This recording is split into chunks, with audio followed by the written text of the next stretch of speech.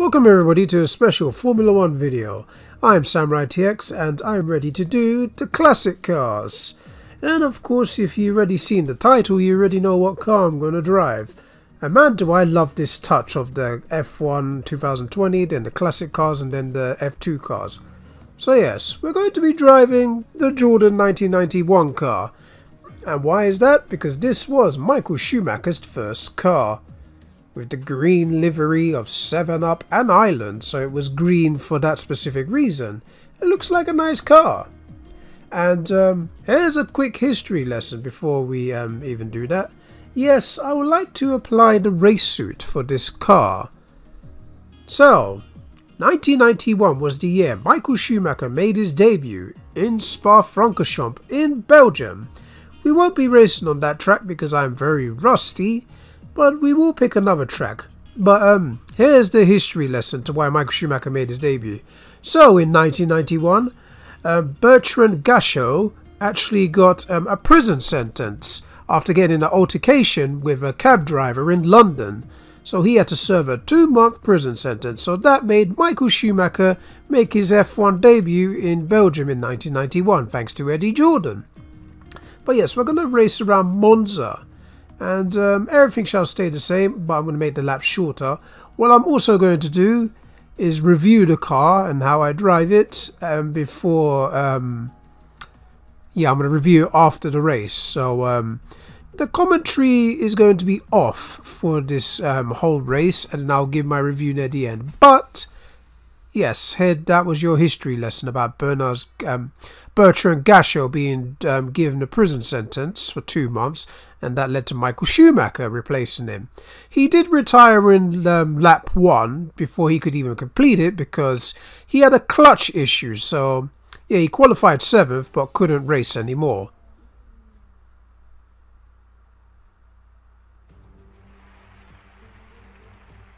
Welcome one and all, and we're in for a real treat at this classic circuit here today. The crowd are ready to go, the cars are ready to go, and we're just about set for lights out. Welcome to the Italian Grand Prix. With top speeds reaching 215 miles per hour, only a few places can challenge Monza's crown as the fastest circuit in F1. Hard braking zones going into the 3 chicanes make up the majority of the 11 corners on this 3.6 mile circuit. And just in case the slipstream wasn't enough, 2 DRS zones will help encourage some closer action.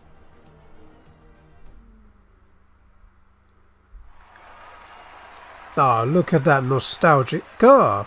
Look at that steering wheel. Not too many buttons on it. And look at that classic where it tells you the gears and whatnot. It's very simple compared to the cars now, but...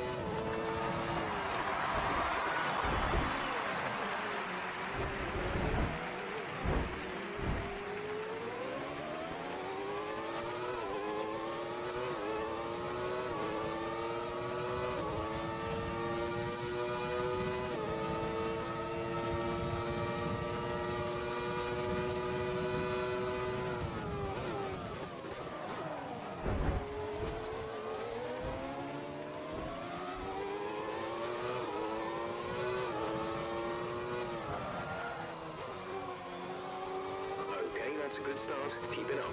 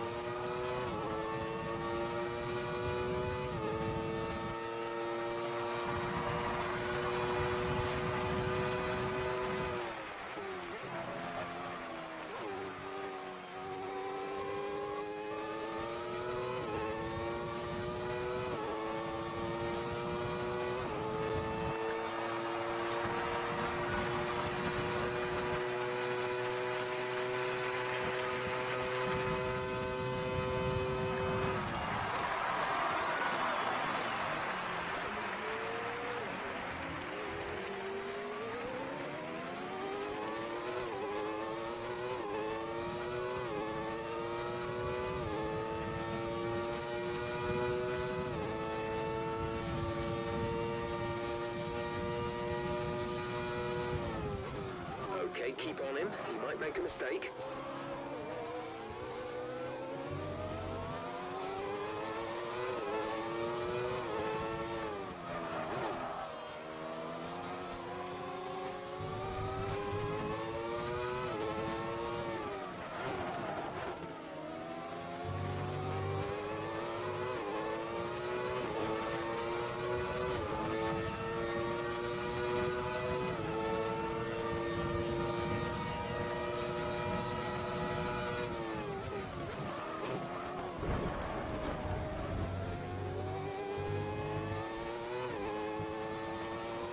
Front wing damage, but only a few laps left. If you can live with it, stay out. Now I did say I was going to be quiet for the rest of this commentary, but I couldn't help it, so I'll talk you through the final lap. And this car has been quite difficult to drive, if I say so myself. So we've just gone past Parabolica as we go now to start our final lap on this start-finish straight. And a 138.167. It's not too bad. This is my first try on this game, so I think I've done pretty well with this car. It's not the best car, but driving a 1991 or any classic car isn't that easy. So we just gone past Rettifilo, which is turns 1 and 2. Now we're going up to the Rizzarona, which is turn 3. And the next turns is turns 4 and 5 after this long straight to the Della Roggia. Here we go, this is turn 4 and 5. I'm just going to take this slowly as I'm in 9th place. And then now we're going to go in turns 6 and 7, which is the Lesmo curves. So pretty easy. I'm taking my time here. This is hard mode, as you saw with the 65% difficulty. And this is going to be a long straight as we at the Seraglio. I think that's what it's called. And we are coming up to the Ascari chicane, which is turns 8, 9 and 10. And my goodness, we got past. But we're going to go on the Ascari chicane. This is turn 8 and turn 9 and turn 10. And now we're going to be on this penultimate straight before we go to the Parabolica. And Wilhelm Koofman has won in Mika Häkkinen's 1998 McLaren. And here we are entering the Parabolica. Yes, a lot of people find that name very funny, but you know, one thing I do miss about the Parabolica actually is the runoff area and the gravel trap. They really shouldn't have taken that off, but it is what it is. So that's a lap around Monza. And this car was actually pretty decent to drive. And yes, my driver is called Lara Croft. I didn't get driver of the day, but that's okay. Well, what a thrilling end to an incredible Grand Prix weekend. Our top 3 finishers should be incredibly happy with what they were able to achieve out there today. I was about to say, did he fall off the podium? Did he fall off the step? Whereas Kaufman celebrates his classic victory. We finished 9th place. I say that's respectable considering it's my first time driving that car, and I did start in the midfield. So that was actually a perfect time to drive around. I don't really mind actually starting where I did and get 9th place. That's a 2-point finish. The car is really hard to drive, but I think the more I played in the Jordan is the more I'll enjoy it. But I'll be driving all of Michael Schumacher's cars, so expect the 1994 Benetton to be next in the next video, and that will be during the week. I will also check the season pass and whatnot, since you have to level up with the game. So yeah, I'll be doing a lot of F1 content. Of course I'm going to finish The Last of Us, but I'm not going to do F1 content right away. I'll probably do it eventually once I finish 2003. I might just do 2020 and 2003 at the same time once I get The Last of Us out of the way. But that's a top priority right now. But yeah, the 1991 Jordan for my first try, yeah, it was a little bit difficult to drive, like every classic car is.